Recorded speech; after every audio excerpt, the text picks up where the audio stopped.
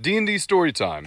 How I found out what it really meant to play a paladin. This is kind of a long one, guys. This is going to be a multi-part series, so bear with me. I once played a mountain dwarf Oath of Devotion paladin named Conklin Bronzebeard. So Conklin had joined up with a party that was tasked with taking out some violent tribes that were terrorizing the town. And along the way, he became really good friends with a NPC female gnome ranger.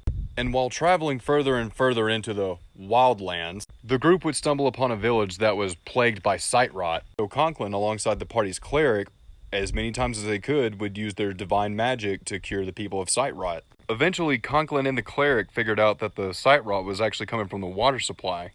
So we asked the villagers where do they get their water from, and they pointed us the direction of a stream that's fed by a lake. So we go to the stream, and after a few medical checks, the cleric figures out that the sight rot is actually caused from a poison in the water. Conklin didn't take this news very well. D&D story time. What it really means to play a paladin, part 2. So the group purchases some canoes to work their way up the stream to the lake, but along the way get ambushed by orcs. At which point, Conklin and the Dragonborn Barbarian get into an orc suplexing competition. But that's another story. After the skirmish was over, we find ourselves at the lake. But by this time it's already night, so we set up camp for the night. And during the Dragonborn's watch, he wakes us all up because he hears something. So we all scramble to our feet and get ready for a fight, which is where we found ourselves surrounded by these violent tribe members. So while Conklin and the Dragonborn Barbarian are ready for a knockdown, drag-out fight, the cleric, the obviously smarter one of the group, sees that we're heavily outnumbered and tries to negotiate. And after some exchanging of words, we get talked into coming back to their camp. And to our surprise, they didn't ask for our weapons. They didn't ask for us to get rid of our armor. They just escorted us into their camp. At the camp, we have a meeting with their chieftain, where Conklin bluntly asks the chief, why are they attacking the town? And he says, because they poisoned our water. D&D story time. What it really means to play a paladin. Part 3. So the town at the beginning of all this was primarily made up of chromatic Dragonborn. The tribe then explains to the party that this particular group of Dragonborn are extremely prejudiced against humans. They also explain that this poison doesn't affect Dragonborn nor orcs, because that's how the Dragonborn designed it to work. With the party now knowing the truth, we settled in for the night and went to sleep. But at dawn, the entire encampment was under attack by orcs and half-dragons. A very bloody battle ensued, where we lost a lot of the tribe members. Amongst the chaos, the NPC ranger got separated from the party, and Conklin only noticed it when he looked up and saw 2 orcs ripping her arms out of her socket from a distance.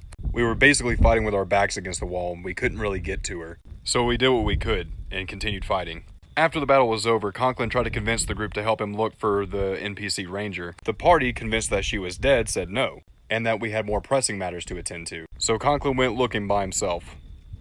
D&D story time. What it really means to play a paladin. Part 4. Conklin, feeling hurt and betrayed by his party, began trudging through the woods in search of the NPC, or at least her body. He picked up a blood trail and some drag marks, so he continued in that direction. But it wasn't too long until Conklin found himself surrounded and then captured by the same orcs that attacked the encampment earlier.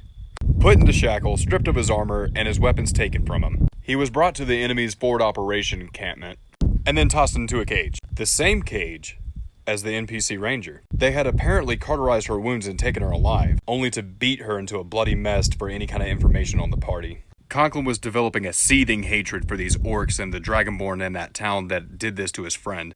But for now, all he could do was try to help his friend. 2 Dragonborn rushed into the cage and beat Conklin unconscious, and when Conklin woke up, he found himself in a jail.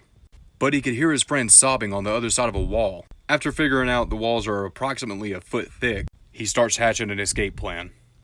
D&D story time. What it really means to play a paladin. Part 5. Conklin then started praying to Heronius, asking for the strength to do what he had to do. And then I rolled an intelligence check to see if there was any kind of weak points in this cobblestone wall. And of course I had advantage because, dwarf. And then began making athletics checks at disadvantage as Conklin began strategically punching weak spots in the cobblestone. Conklin was 3/4 of the way through when he broke his left hand, but then in a fit of rage throws a smite into his last punch, and then breaks through. The hole Conklin made was just big enough to slip his friend through. Unfortunately, the Dragonborn guards heard this and came running, and proceeded to beat him unconscious, again. This time when he woke up, he found himself in a completely different building, and his friend was nowhere to be found. And there was a Dragonborn guard standing right outside the cell door. Immediately filled with rage, Conklin charged at the door, and slammed his full weight into it, knocking it off the hinges, knocking the guard down to the ground, and then used the chains of his shackles to strangle the guard unconscious. And then kills the guard with his own weapon. D&D story time. What it really means to play a paladin, part 6. Now that Conklin had broken free, gained a weapon and some ill-fitting armor, Assassin's Creed montage. Meanwhile, the rest of the party actually saw Conklin when he was being dragged to the jail, and at this point in the story was already in the jail looking for Conklin to bust him out. And then the plan was to immediately go in and try to kill the mayor that told us to go kill the tribe. And after the party had actually met up with Conklin again, they informed him of this. Oh, and Conklin was ready for some payback. So after snatching a guard and questioning him on the mayor's whereabouts, the guard tells the party that the mayor is at the bottom of the jail, preparing the NPC ranger for a sacrificial ritual. Dungeon crawl montage. The party kicks down the door to the final room, where the mayor has placed the NPC ranger on an altar. And then he did the dumbest thing ever. He tells us we're not strong enough to kill him. Paladin and Barbarian wombo combo montage. He then says, "I yield, don't kill me!" To which Conklin said, "You son of a..." D&D story time. What it really means to play a paladin, part 7. So with the evil mayor begging for his life, Conklin can't touch him. That is according to his oath. And the cleric tells him as much. And this is the first time Conklin goes against his oath. His hatred for the evil mayor overtook him and he delivered the killing blow. And then sprints over to the altar where his friend lays unconscious. After healing her and putting her back on her feet, the cleric revivifies the mayor. And ties him up and then says, "Killing you over and over again is something we can do very well. No funny business." The cleric then instructs the mayor to guide us through the rest of the way of the dungeon. But along the way, Conklin notices that he's trying to do some kind of incantation with his hands. So Conklin thunks him in the back of the head with the blunt end of a sword, and then says, "Hey cleric, give me some nails. We're nailing his hands together." The second time I broke my oath. Finally at the bottom of this dungeon, we find ourselves in a big empty room. And when the party asks where do we go from here, the evil mayor said, "Only a blood sacrifice will let you leave this room." And the door slams behind us. D&D story time. What it really means to play a paladin, part 8. So after the door slams shut behind us, the evil mayor begins maniacally laughing. The party begins trying to find a way out of this locked room. But Conklin takes this opportunity to say, "So the room requires blood, huh? We just found our execution ground." And that was the third time I broke my oath. With the mayor's blood soaking into the stone floor, light begins emanating from the ceiling. And then each of us get pushed to a different corner of the room. And then 4 out of the 5 heads of Tiamat start talking to us.